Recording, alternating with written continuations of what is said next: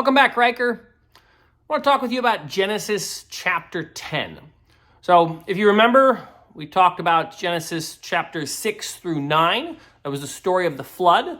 And then I talked a little bit about the story of Noah making the vineyard, and his son Ham comes and makes fun of him, and then Noah curses Ham. So Genesis chapter 10 is sort of an examination of what happens with Shem, Ham, and Japheth, Noah's sons.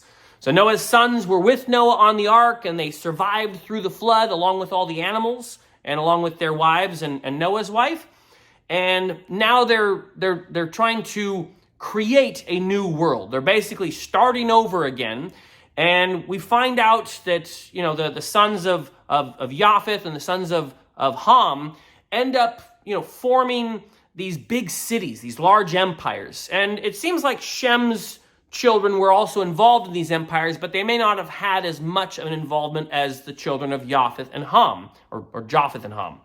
So chapter 10 is basically a breakdown of all the things that the children of Noah end up doing, or all their children's children, and the different cities that they build, and the great empires. And one of the things to kind of make note of in this chapter is we're hearing a lot about the descendants of Ham and how they start to form the kingdoms and the nations that eventually will become the main focus enemies of the nation of Israel.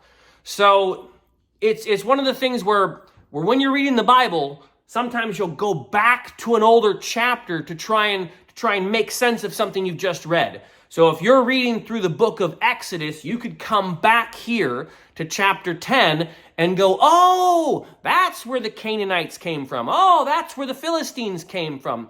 And oh, that's where the Hittites or whoever. There'll be some nation later on in the book that is basically highlighted here, and you're kind of learning how they formed their original kingdom or how their nation got set up.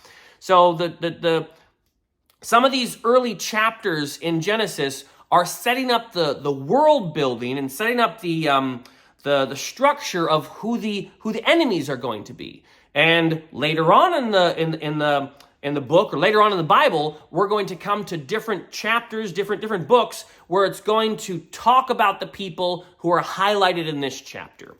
And one of the other things to note when reading through chapter 10 is there's two or three points in the chapter that specifically mention languages.